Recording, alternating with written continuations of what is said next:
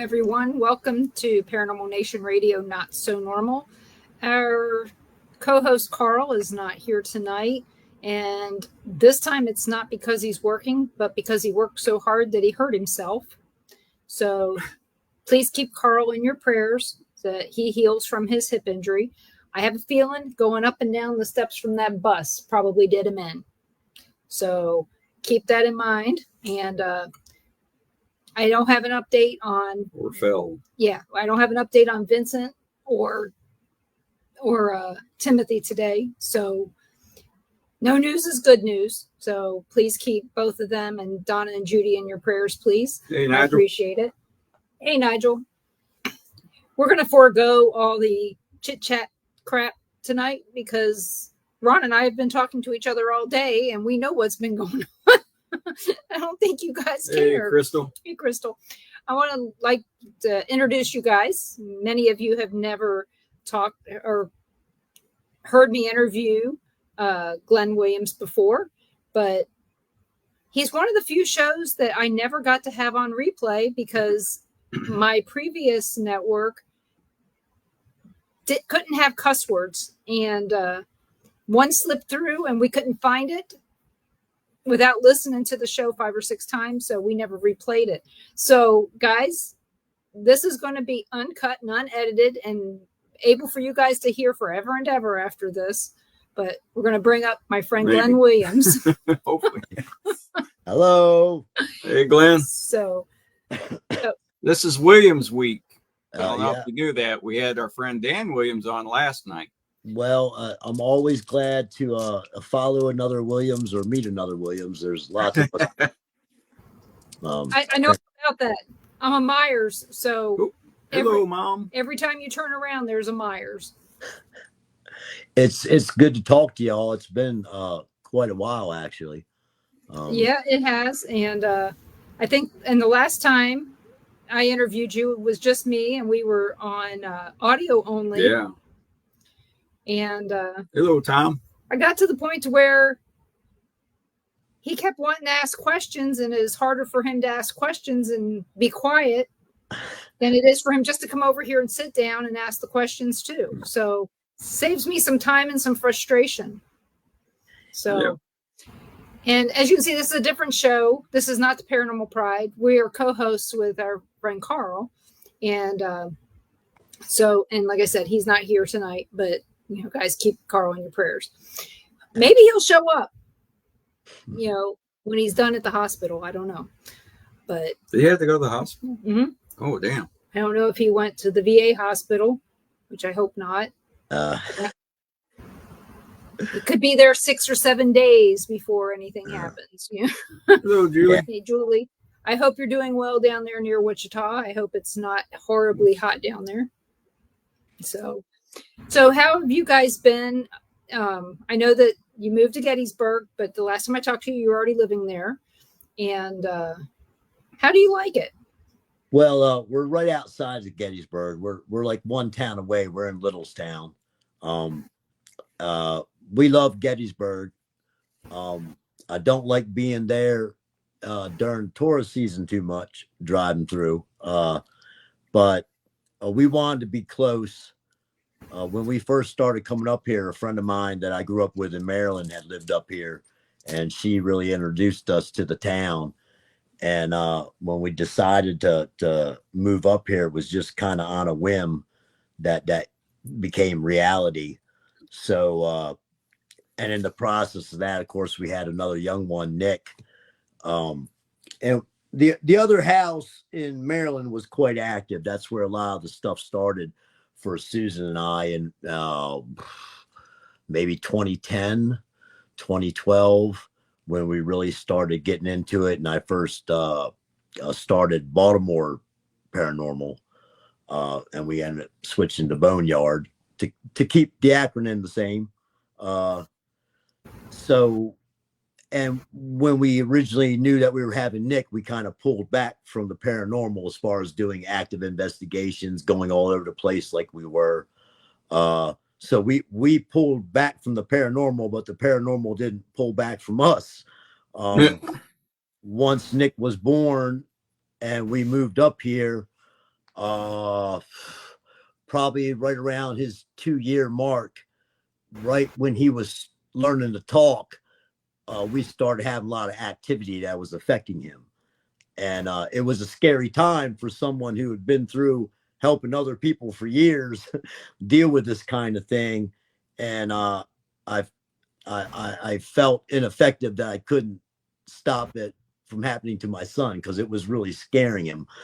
And again, he was just starting to form words and talk, but some of the things he was saying were really scary to me, what he was describing, because there was no way someone of his age would be describing the kind of stuff that he was seeing. Um, a lady coming out of the air conditioning vent at night and hovering around his ceiling fan, watching him. He said it was coming down, touching his face, and doing all kinds of stuff, and it freaked me out. I'm sensitive about as much as I'll put it, and his mother is too. So Nicholas obviously got a double whammy of that. Of course, we're lucky that we know a lot of people that are, mediums and whatnot. So I went outside and got some help from a couple people, and it settled down after a while. He's gotten older and doesn't remember any of it, and we don't push on it too much, but it's always there. When he gets a little bit older, he's already expressed interest in wanting to go ghost hunting and stuff like that. I don't do much stuff in the house anymore. I might use a pendulum or something like that here and there. He has pendulums and he uses them under our supervision, anything like that. But it's been a really wild experience that we pulled away from it. But like I said, you never really can once you open those doors. And for me, it started when I was little, and it varies. There are months and months I go without experiencing anything, and then sometimes I feel like somebody's trying to get my attention for some reason, and we don't know what's going to go on with Nick. I would like him not to have to deal with any of this kind of stuff, but if it's his lot in life, then at least he's going to have experienced people to show him what to do, because we went in blind. And because of the shows and everything out there, and people like thrills, a lot of people get into this, and I don't think they really understand what they're getting into. I've known quite a few people have had really, really bad, and you can do this for years and be all right. And all it takes is that one bad experience, and some people don't even believe in it. I don't know what to tell them one way or the other. I can only tell them what I've experienced. Right. Yeah, basically that's all you can do. I mean, when it comes right down to it, they either believe or they don't. And if they're going to believe, it's going to take some catalyst to make it happen. And they have to experience it on their own terms, or they won't accept it. Yeah, you get the two reactions I normally get from people if I happen to mention it. They're either interested in it and they've watched the shows.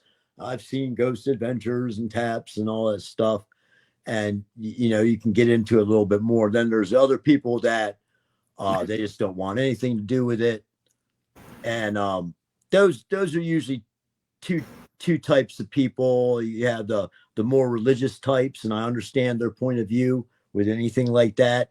But I also think there's a group of people out there that don't want anything to do with it. I think because they experienced it and it left such a mark on them. I think my father's one of those people, because I think he's gifted too.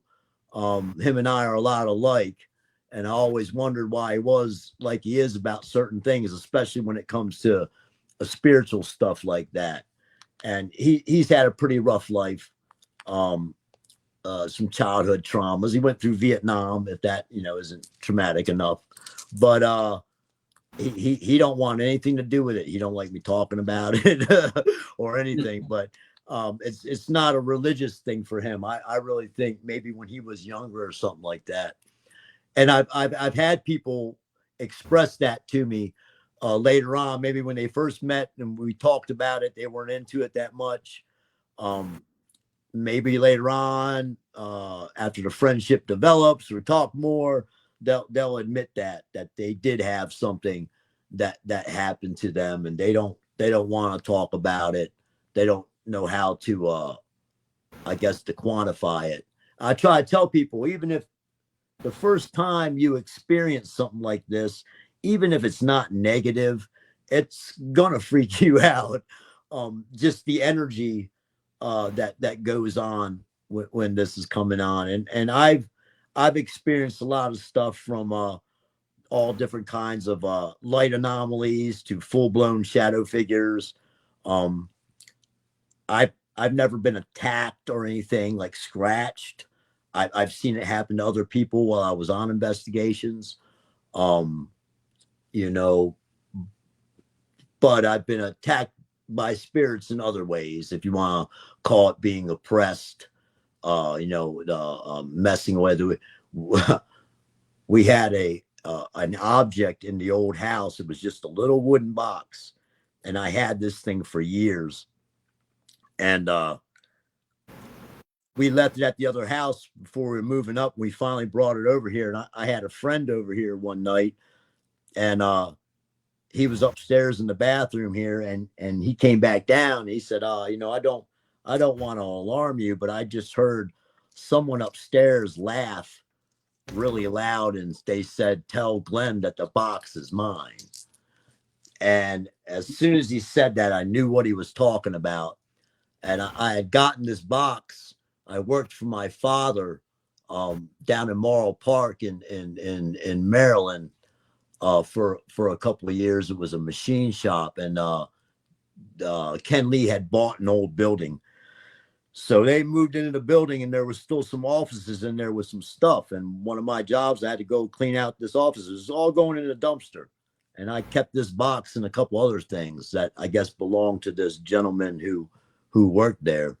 And don't know why all his stuff was still there, but there was all kinds of stuff that was still there. Most of it got tossed. I kept that. That was in my house for damn near 15, 20 years. And we had a lot of negative activity. There was one particular time I was down in the basement doing an Equivox session, and it was like 3 o'clock in the morning. Susan come down, and she's walking around looking at me. She starts crying, and she's married to me. She don't cry very easily. And I asked her, what's wrong? She's like, I heard a noise. And she's like, then your arm came over me and you said, don't worry about it. I'll take care of it. Go back to sleep. And I wasn't in the bed. Yeah. And so it freaked her out enough. Like, again, she was sleeping on with the lights on for a couple of weeks after this. It really shocked her. And later on, like I said, that gentleman that was over here with me, we did EVPs with the box and everything. He was talking to the thing, the person. I could hear actually some of the whispers every now and then when we played the recordings back. But apparently he did not like me because I took his box, and he was bent on breaking my wife and I up. And that house was extremely turbulent for us. I mean, there was just a lot of crazy stuff. It would mimic my voice, and it messed with her a lot. And we ended up giving the box to another friend of mine who deals with negative energies, and that's been going for years now, and we haven't had any problem. Maybe you should have told the guy he was dead. Well, Maybe yeah. Alone. He was aware. From what we gathered, he was a pretty bad drinker. He was an ex-Marine. He was also a Mason. That was one of the things he didn't like either. I also grabbed a ring that was in his drawer. I didn't know it was a Masonic ring. It was just a little gold ring. Yeah. It had the little triangle on it.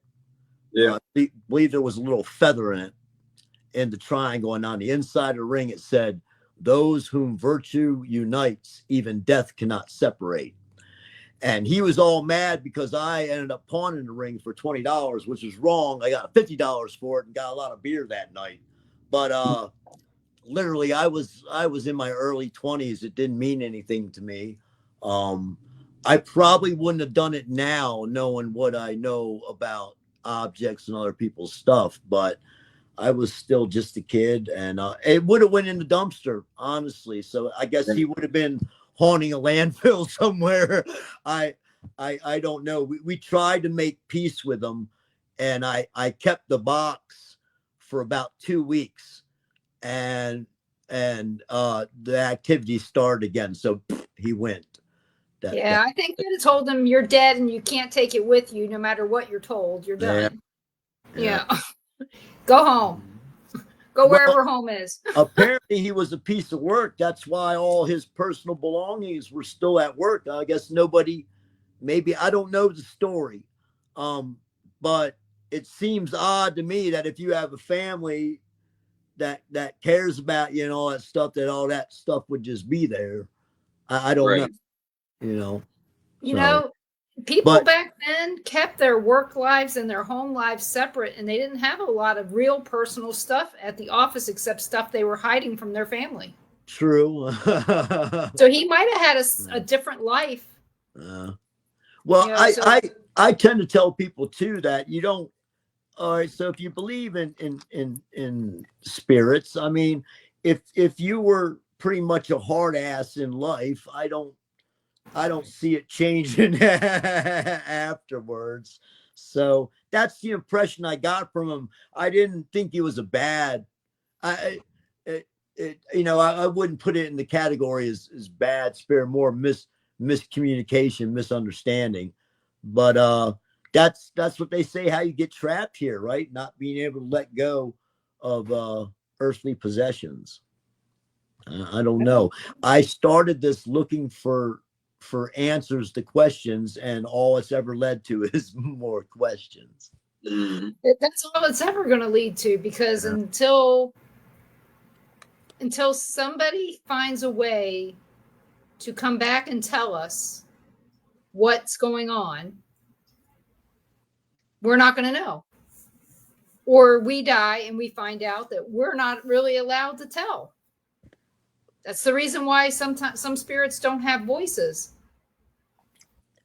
I mean, for me, I started, I guess, feeling stuff before I really started visualizing, probably about 4 or 5 years old.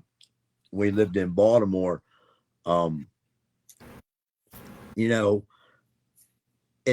It's kind of weird because I remember thinking, being a little kid, thinking that I shouldn't say anything about this because they're going to think I'm nuts. And it's I look back now, it's weird to me being a little kid having that kind of thing. You would think I'd want to tell, but they don't believe you, especially if they don't experience it. No. And then that ties into what I was saying before. If the parents had actually experienced stuff when they were little and they were terrified of it, they're going to probably lie about it too, which doesn't do anybody any good. My parents took it that my sister had an imaginary friend. That was one of the things. And the story goes is that Judy had an imaginary friend and they were playing, and one day he made her mad, so she used a hammer and put him back in the wall. So, but me, on the other hand, they couldn't explain me telling them who was on the phone and what they were going to say before the phone rang. They couldn't take that. They didn't know how to explain that to people. They didn't know how to explain how I knew stuff that I knew without even hesitating. I would tell my mom stuff, and finally in 1975 she said, "You need to stop. They're going to lock you up." Yeah. And so I stopped talking about it. It didn't stop anything. No. Oh, she said you need to move out. No, I was 10. She wasn't going to make me move out at 10. That's right. And Nick's like that. It is hard to hide anything from him. When he was littler, 3 and 4, even if we didn't tell him that his grandmom and grandpop were coming down, he knew. There was one night I went down, they were coming the next day. I happened to get up like around 3 o'clock in the morning. I don't know what woke me up, but I looked downstairs, I see the lights on. Nick's got the front door open, sitting there waiting for my mom and pop. And he didn't know that they were coming the next day. So he's done. Apparently he did. Yeah.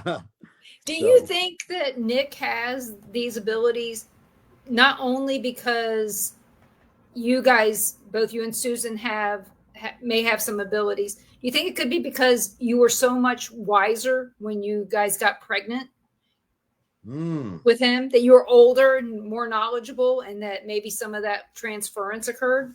It's possible. I mean, just about every other animal passes on some knowledge through genetics. I mean, I kind of thought he was a little bit special anyways, just the way everything, he's so far behind his last sibling. We weren't expecting him. Yeah, I know. You guys, it was surprise. Yes, absolutely. And but he's been a gift in so many ways, especially like for my dad, who didn't have a lot of time with my brother and I, because he was always working. That's just one of them things. He's from that generation. That's what they did. So seeing him with Nick, and he spoils Nick, and seeing him smile, because there's not a lot. Not that my dad's an unhappy person or anything. He's just worked so hard. Is like even when he does smile, it looks like it hurts. But that's him. And he really, Nick gave him, I think, a new lease on life, which is, we had some scares with him last year and recently too. So with Nick or your dad? My dad.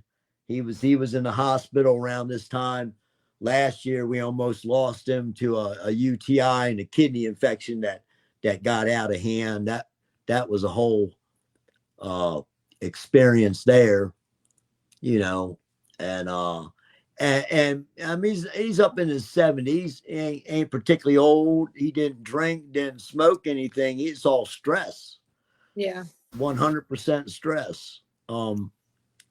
So, and again, when I moved up here, we had a lot of different plans. I've switched jobs. I've been with this Olympic Steel now for 3 years, back to welding, and so we haven't had a lot of time to go out and do any. I still do stuff personally if friends call me and they need help, if I have the time to go and maybe check out their house, which I was supposed to do last weekend, and then we lost power for 3 or 4 days. You guys have a bad storm? No, it was just the power company let us down. Basically, MedEd dropped the power. There's 2 companies up here. They tried to backflow it, and they blew the transformers, and that's one of the substations. That's their story anyway. I don't know. Nobody knows exactly what happened, but we lost 2 refrigerators and a lot of food. And so you guys had high power voltage come through low voltage crap. Yep. One refrigerator is getting fixed, but the other one was over 10 years old. And did you file a claim with your insurance company? Well, we could if we wanted to pay the $2,000 deductible to pay for, an $800 refrigerator and $500 worth of food. It ain't. That's why we have a very low deductible on stuff that we can't control. Yeah. We now have a hurricane deductible, but that's a whole different thing. I bet. But yeah, so since we last talked, we moved to Florida, so we don't live in Kansas anymore, and it's great, most of the time. But now we're in a tropical environment, and it rains a little bit every day right now.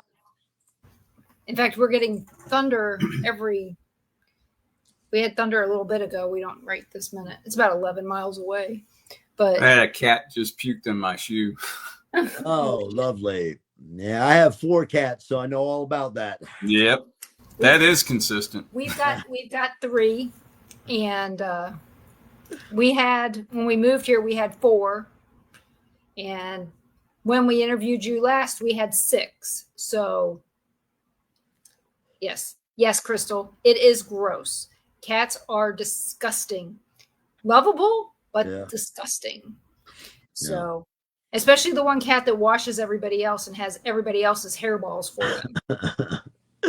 Yeah, that's Freya. Ours. She's the lover. Yeah. I heard her. I looked over and she's right over a nice pair of my shoes. And I'm like, oh no. Yeah, we've added on to the family too. I think we probably didn't have Belle. We got Belle's. She's a pit lab mix, chocolate lab. She's a sweetheart, and of course we have Benny. He's a full blown little dachshund, 100% wiener dog, all piss and vinegar. So, but we got a happy little family here, and we've been doing good. And it's kind of funny that you talk to me now, because again I just started really delving back into doing certain things. Like I do the pendulum. It ain't me. I don't know how it works. I never believed into things until I tried one. But I have a knack with the tarot cards and the oracle cards too. I like the oracle cards better than the tarot. But I think if I ever get to the point where I'm ready to start slowing down in my work life, and maybe breaking out into that and doing that again, because it's stuff I enjoy. I don't ever want to do it I have mixed feelings about friends I know that you got people that do apps that run conventions and do TV shows and all that stuff. And I got a lot of different friends in different fields within the paranormal. I mean, it encompasses everything. You got your UFO guys, Bigfoot guys, spirit guys, some of them all together. So, but I would like to hone my craft and maybe show other people that are interested in maybe having the knack how to do it. But it's like everything else. I never got into this to make money or have a name. The fact that Susan and I got to meet as many wonderful people like you all that we did was a blessing in itself. Our friends from Canada, Steve and Dom. I mean, just because of the paranormal, at least on Facebook and back when X was Twitter, I still have friends all over the world that I talk to. We don't even necessarily discuss the paranormal anymore. We just talk, and that's awesome within itself, That's how I feel about all the stuff that we've done. It's the people that we've met that are truly friends. I mean, I've butt dialed you. Yeah. And I was at the park with the kids, and it's like, and I just sent you a message, and I didn't mean to call, but I did. Yeah. And you guys took it well. But the thing is that happens so much that people are pretty well used to me. They go, we couldn't hear you. I was like, well, it's because you were on my ass. I didn't mean to call, but no. And it's my great, phone does that too. I swear I have it in my pocket and it's off. And next thing I know, I don't know how my butt. That's pretty bad because I have the face recognition. So if my ass is opening my phone, what does that say? It says you're an asshole. But it's not like you didn't know that though. And with the paranormal too, I was literally this weekend when we were at my dad's because they put us up. I stayed the first night. Because the first night the power went out, they said, we're going to have it on a few hours. And then after a few hours, like, we're going to have it on the next morning. So I sent the kids, my wife and Nick and the puppies up to my mom and dad's because they still had power. And I'll just stay for the night.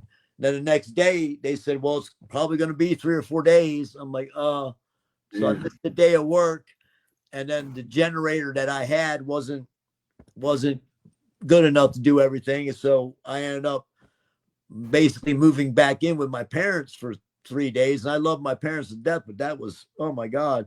You But cannot have two families under one roof. so my father and they've been going through a thing about cutting the grass. And I told him I'll come up and cut the grass. He's got a tractor to do it. And so he went and bought my mom an electric tractor to do it. So now they got two tractors, and they could have just sold both tractors and paid probably someone for the next 10 years what they paid for the tractors to cut their grass for them. Oh, yeah. But he's bent on cutting the grass. I'm like, look, you want to cut the grass in the spring and the fall? That's fine. Why don't you just let me do it when it's really hot out? I don't mind doing it. Used to have my own business doing it. I know what I'm doing. And I was like, I told him, I was like, you know, if mom calls me and you drop dead out there from the fucking heat, just because you're dead, don't mean I can't call you up and still yell at you. It's the one time he laughed at me about that stuff. He's like, well, maybe that's the way to go. I was like, I don't want to hear that.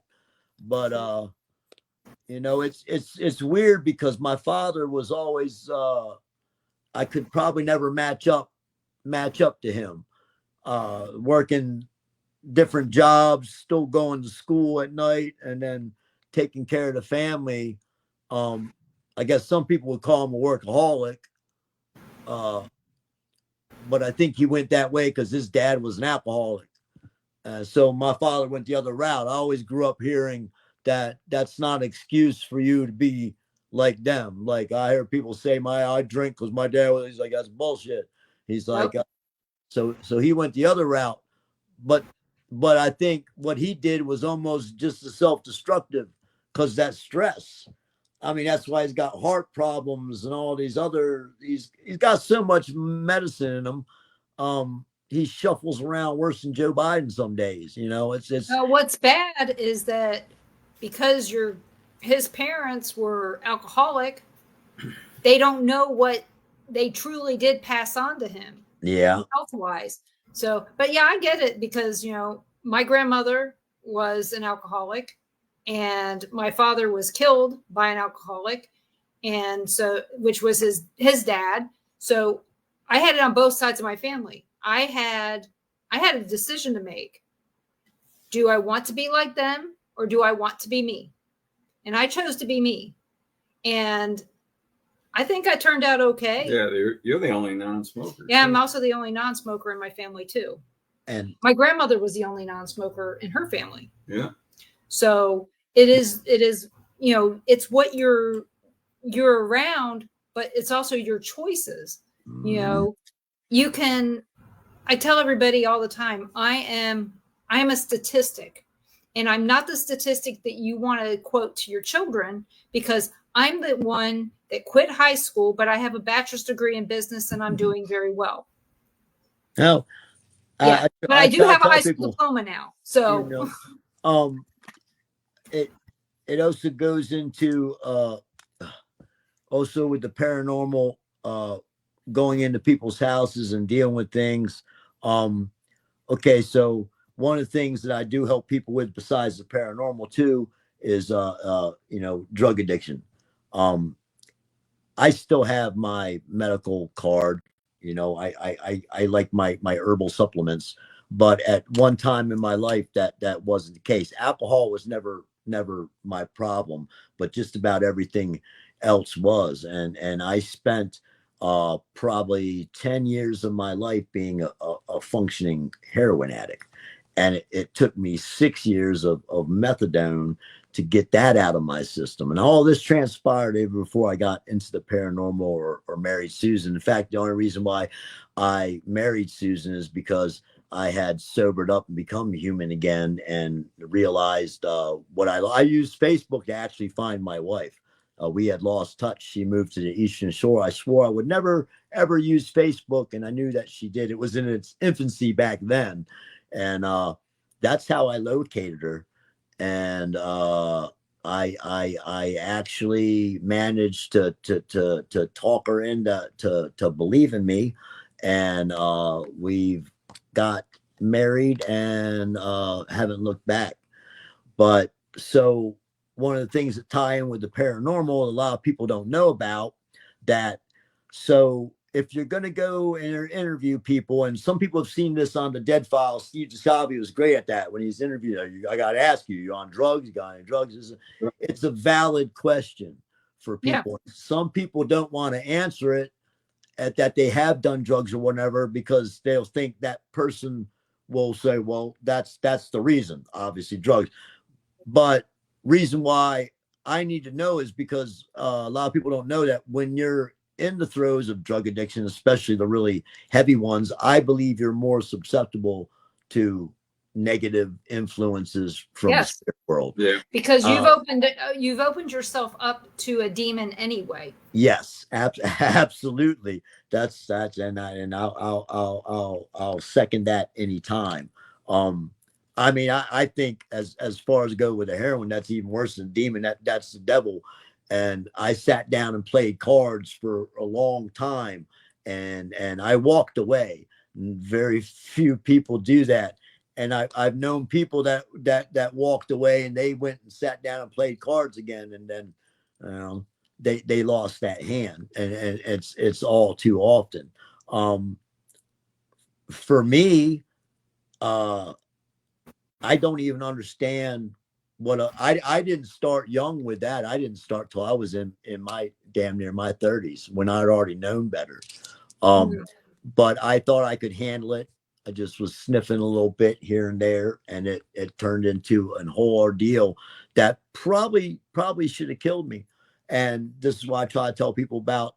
I've never been a church goer or super religious, but I do believe in God, and I don't think I would be here without that. So for me, when I do stuff, whether it's my gardening or my work or trying to talk to somebody, if it's not paranormal, just making them smile for a day or cracking a joke, like that's more my job. And it's I don't know, it's hard to explain. It's I don't really worry about what I'm doing for me anymore. I kind of where I need to be for who I need to be there for, but I never know who that's going to be till they it's kind of weird.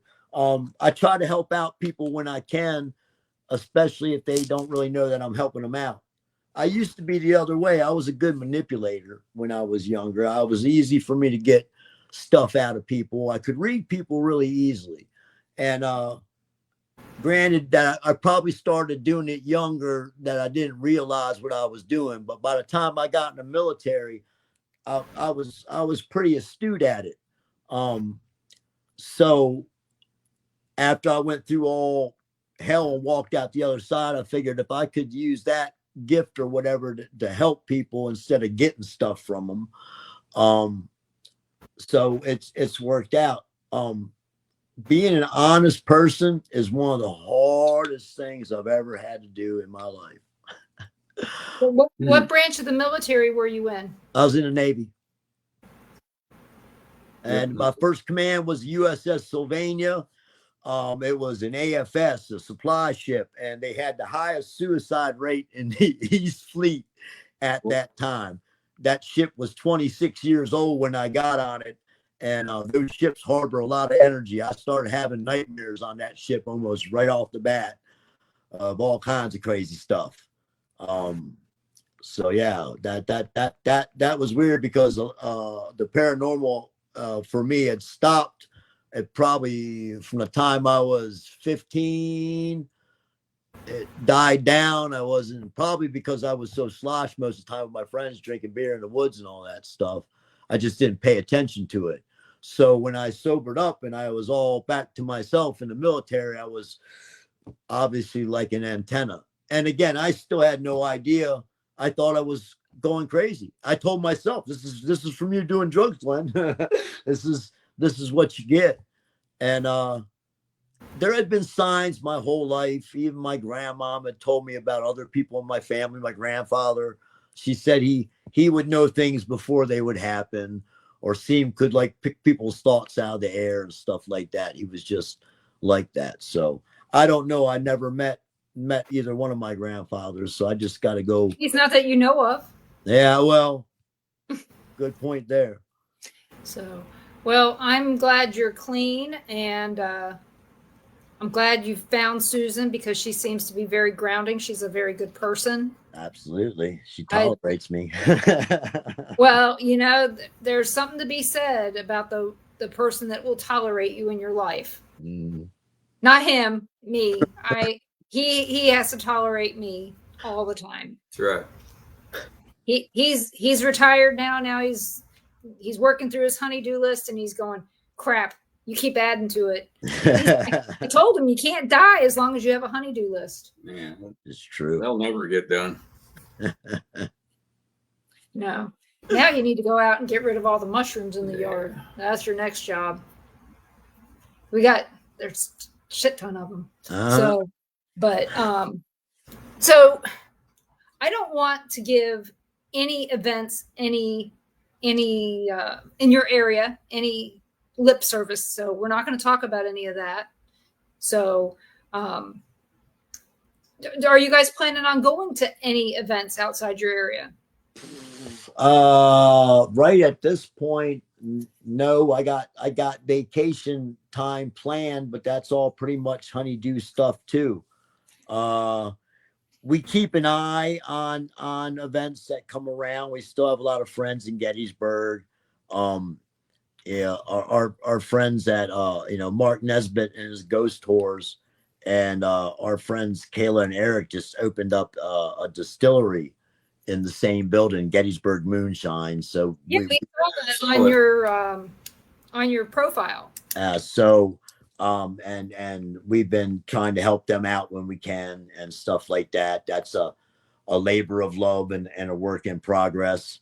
A lot of the paranormal people we used to see that we were doing all the cons and the bash and all that stuff. We don't talk with them a whole lot.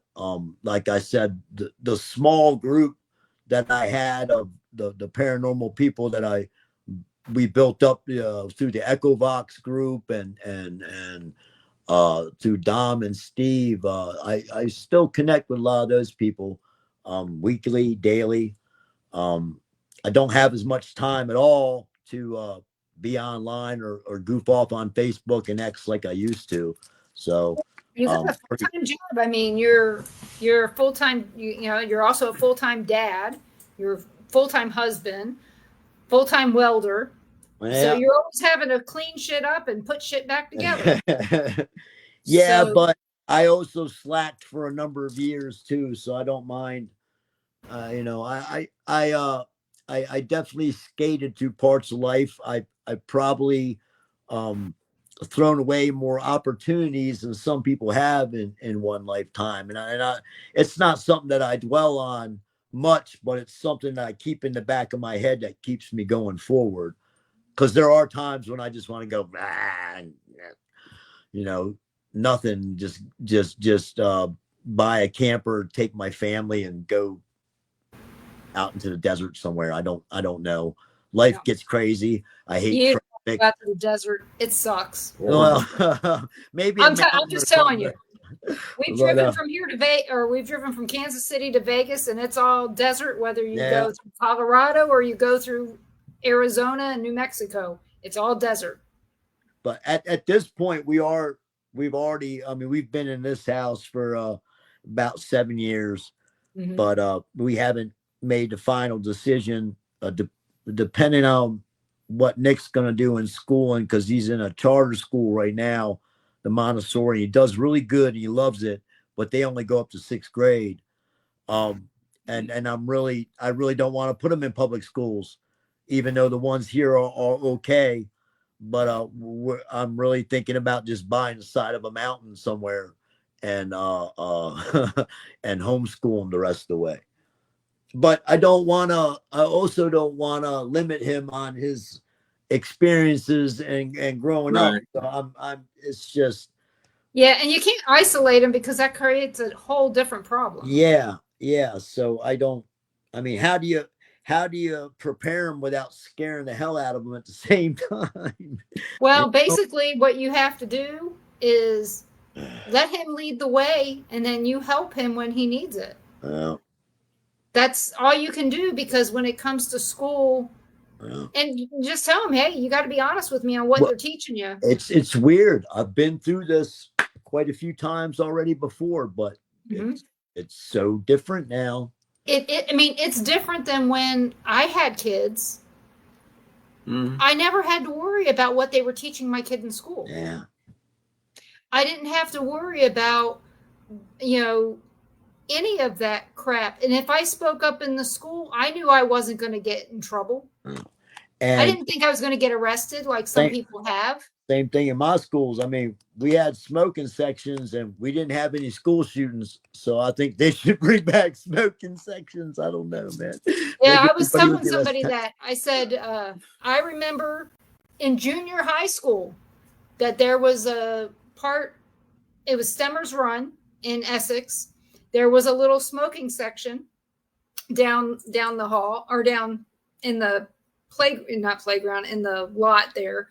But then I remember the teachers coming out of their lounge, and they'd open the door, and this big cloud of smoke would come out. Even when my first son was born at Harbor Hospital, they had a smoking room that the guys sat in.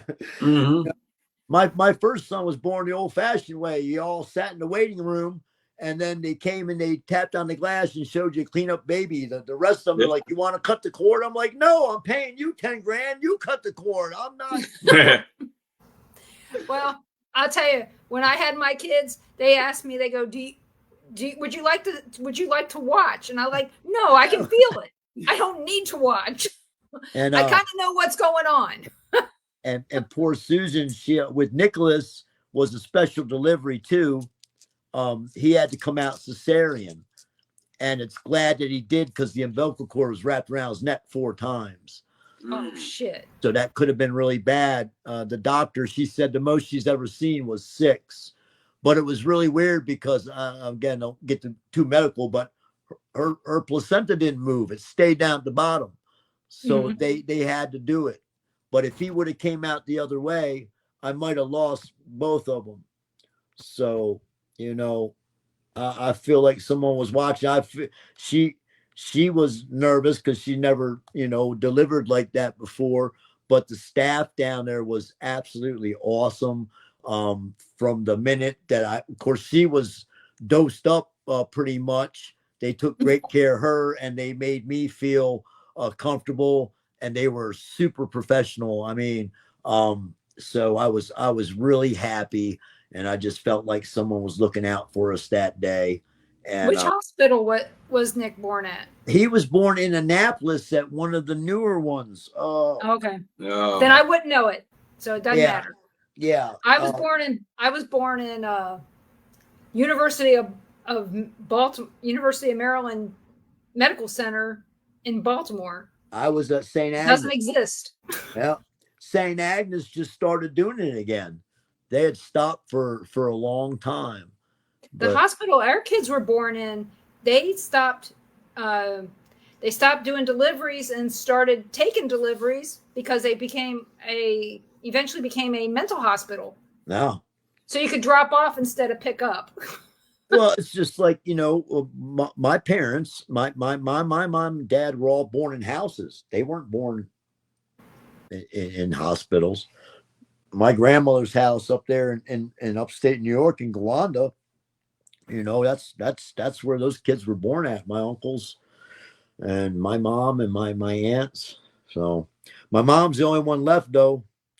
My Aunt Sandy passed 2 years ago, and then her husband, my Uncle Paul, was just this year. They were always welcome, always had the door open. They lived down Myrtle Beach. You ever wanted to go down, you come on down and stay, and just I don't know, it's like the end of an era.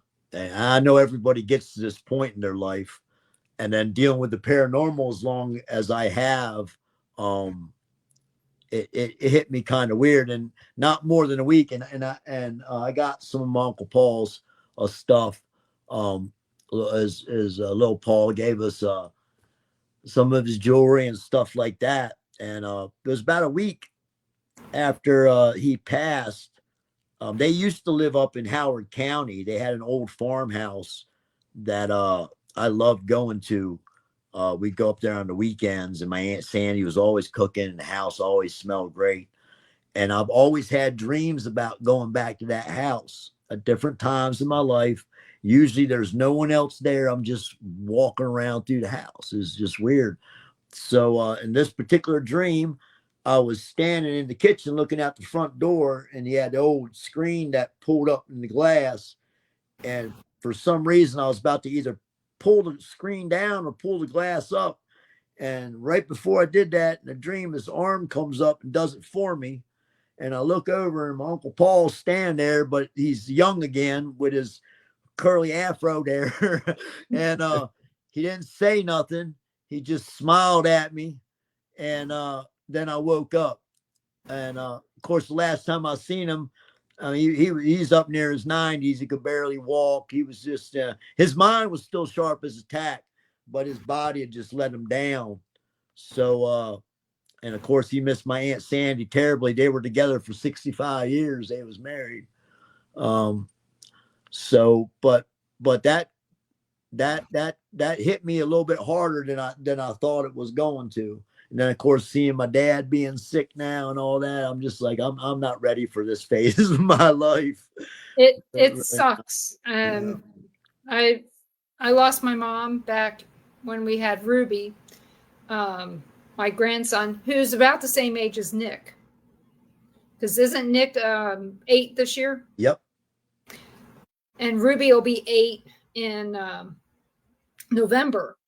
And my mom died 36 hours after he was born. And it was hard. I mean, it is hard, even though I lived 700, 800 miles from her. I still felt it. But I was explaining to people, I said, I have not had any experiences with my mom, except once I thought I heard her walk when I was in the hospital.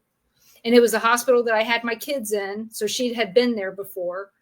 And then recently I've seen her, but on video.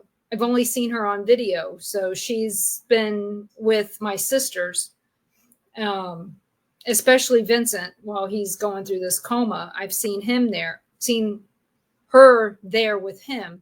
And I keep getting messages from her. And I'd never gotten any from her this whole time. And I always told Ron, I said it was because I didn't need her for every single thing in my life. I needed her because she's my mom, but I didn't need her to take care of me. Yeah. And both my sisters always seem to need to be taken care of.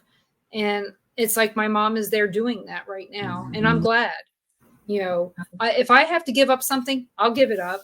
I'll give that up for them to feel secure with mom.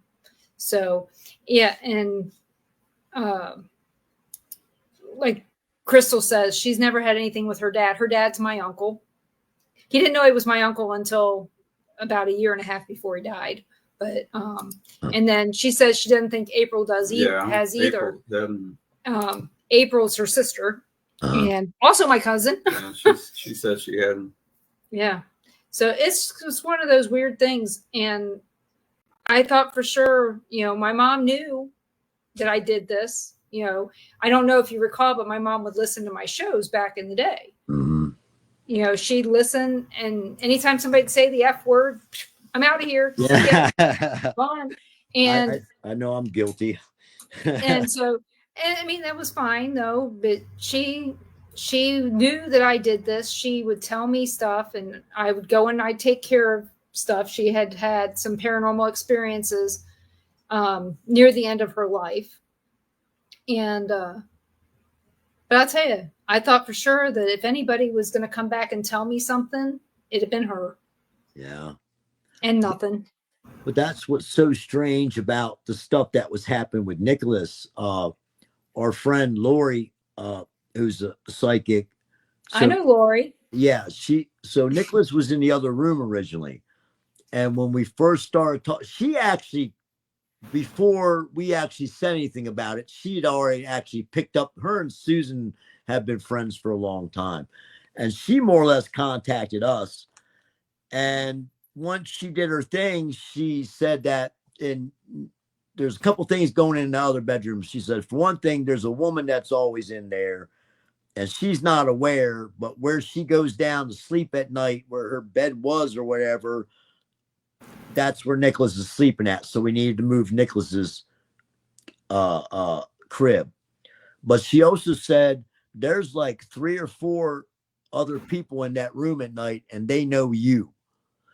Then she started rounding off names and she came up with one which was a nickname for a friend of mine's older brother. His name was Donnie, but everybody called him Linger or Motley.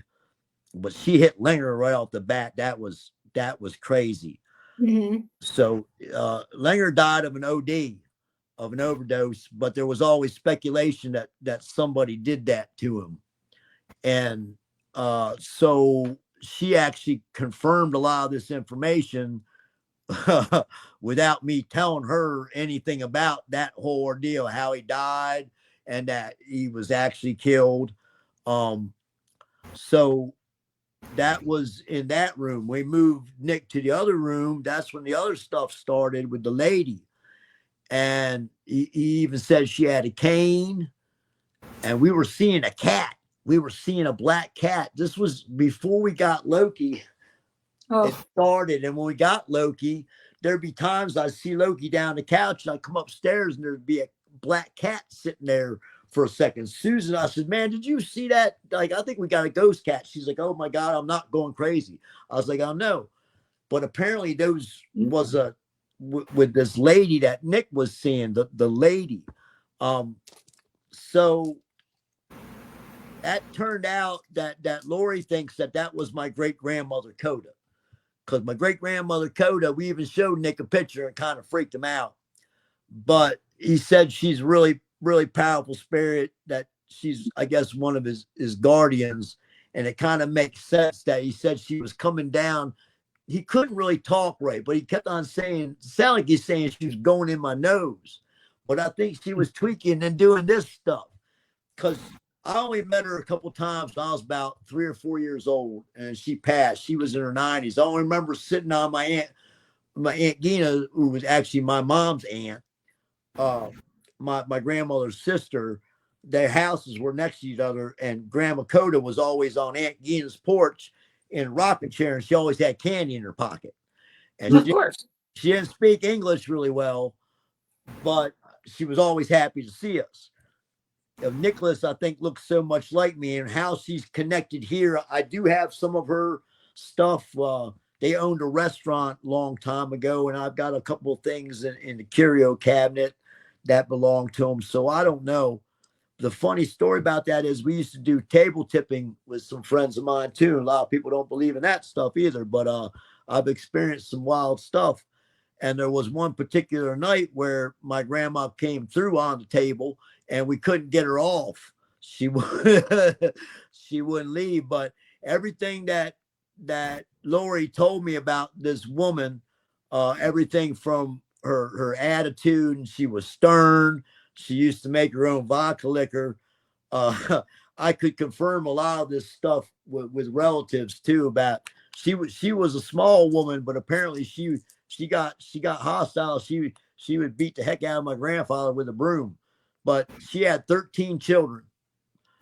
She had to be tough. They came over from Poland. My grandfather came over first, and then he made his way and then got them over here. And so yeah, she was a hardcore little woman, and apparently is one of Nick's whatever you want to call them, guardian angels, gods, or whatnot. I Well, I'll tell you, I know what the attachment is. It's not something in your house. It's your DNA. Yeah, the blood. That's what she's attached to. She knows her own. And even with my pendulum, I get answers. And again, I believe it's my spirit guides who do it, move it. I can ask them to stop it or move it clockwise or counterclockwise. So I don't get too complex yes or no questions.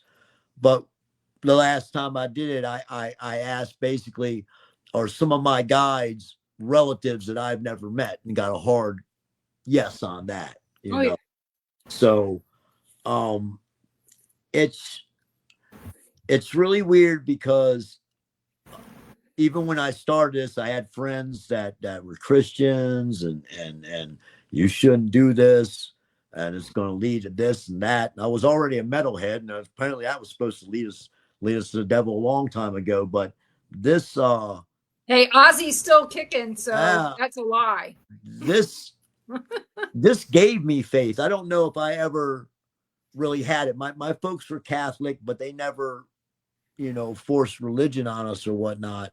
But and of course I have my own understanding and perception. I don't get into a lot of the black and white about Christianity, Catholicism. I just believe in God. That's period. That's just what it is. So, and I don't even know what that is. I just it's been really wild for a person at me that's Good night, Julie. gone through so much stuff and be able to do what I do now. So, and I don't believe I'd be here without that help. But and like most people, I don't understand it. I don't think you're supposed to really. But I don't think it's about me. Hopefully it's about Nick and generations on down the line, if I there's hope still so. left. So we're near the end of the show. Where would everybody find you? Well, If you wanted them to find you. If you don't want them to find you, just say, hey, I've you got me got on Facebook, but I'm never there. I am on Facebook. I have my own personal page, which some people might like, might not, but I have the Boneyard Paranormal page on Facebook too, and that's just strictly paranormal stuff. I mostly, I used to just post other people's podcasts and events and all that stuff, and the occasional article. I don't get around to it much anymore. But my phone number's in the book, so everybody. If you can find one, my Yeah, company yeah. still prints those damn things up. I was like, why? Why do we Apparently, still it's have in the those book printed? in the Philippines. I got a text from an I message about my Maryland DMV ticket that I was about to get. And so I Oh called them yeah. to ask, and it was in the Philippines. It was kind of funny because I don't live in Maryland. Right. Neither do you. It's just weird, but Oh, Yeah. that's okay. I had some man call me about the tolls, unpaid tolls in yes, Kansas. that's another one. Oh And yeah. so he called me. This guy did, because he goes, I need to know about my toll. He goes, because I don't know how much I owe. I don't even know how to pay. And I said, it's a scam. He goes, are you sure? And I said, yes. I live in Florida, and I've been here for 2.5 years. Yeah. I said, I haven't been on a Kansas toll road in 4 years. And I said, block the number and have a great day. But he was an older guy. So, I mean, I was really scared for him because I felt like he was going to get scammed. He was. They were doing it around here with water bills and stuff. They were sending emails saying it was Littlestown something and something, but there is no Littlestown water bureau. I mean, we go up and we pay our water bill right up to like it's a block Right. of the street here. Yeah. And so we alerted the police in town and all that too, because it was going around, and that's what we were worried about too.